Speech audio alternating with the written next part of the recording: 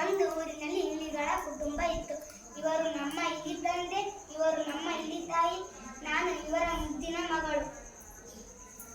ಪತಿರಾಯರೇ ಪತಿರಾಯರೇ, ಮಗಳು ಬೆಳೆದು ದೊಡ್ಡವಳಾಗಿದ್ದಾಳೆ, ಅವಳಿಗೆ ಮದುವೆ ಮಾಡಬೇಕಲ್ಲ?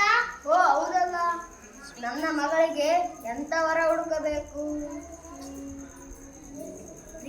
ಅಲ್ಲಿ ನೋಡಿ, ಜಗತ್ತಿಗೆ ದೊಡ್ಡವನು ಸೂರ್ಯದೇವ, ಅವನೇ ನನ್ನ ಮಗಳಿಗೆ ತಕ್ಕ ವರ. ಅವನ ಬಳಿ ಹೋಗೋಣ ಬನ್ನಿ.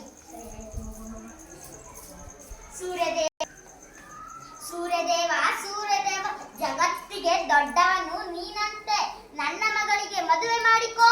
ಇಲ್ಲ ಇಲ್ಲ ಇಲ್ಲ, ನನಗಿಂತ ಇನ್ನೊಬ್ಬನ ದೊಡ್ಡವನು ಆಗಿದ್ದಾನೆ. ಅದು ಯಾರು? ಅವನೇ ಮೋಡರಾಜ, ಅವನ ಬೆಲೆ ಹೋಗಿ. ಮೋಡರಾಜ ಮೋಡರಾಜ, ಜಗತ್ತಿಗೆ ದೊಡ್ಡವನು ನೀನಂತೆ, ಅದಕ್ಕೆ ನನ್ನ ಮಗಳಿಗೆ ಮದುವೆ ಮಾಡಿಕೋ. ಇಲ್ಲ ಇಲ್ಲ, ನನಗಿಂತ ಇನ್ನೊಬ್ಬ ದೊಡ್ಡವಿದ್ದಾನೆ. ಅದು ಯಾರು? ಮೋಡ ಬೆಟ್ಟದ ರಾಜ. ಹೌದಾ, ಸರಿ ಆಯ್ತು, ಹೋಗೋಣ ಬಾ.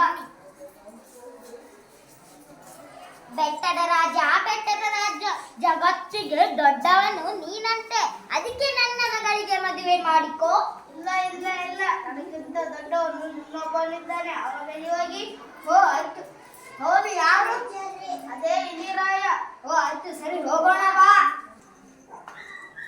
ಇಲಿರಾಯ ಇಲಿರಾಯ, ಜಗತ್ತಿಗೆ ದೊಡ್ಡವನು ನೀನಂತೆ, ಅದಕ್ಕೆ ನನ್ನ ಮಗಳಿಗೆ ಮದುವೆ ಮಾಡಿಕೋ. ಸರಿ ಆಯ್ತು. ನನ್ನ ಮಗಳಿಗೆ ತಕ್ಕವರ ನೀನೆ, ಬನ್ನಿ ಹೋಗೋಣ.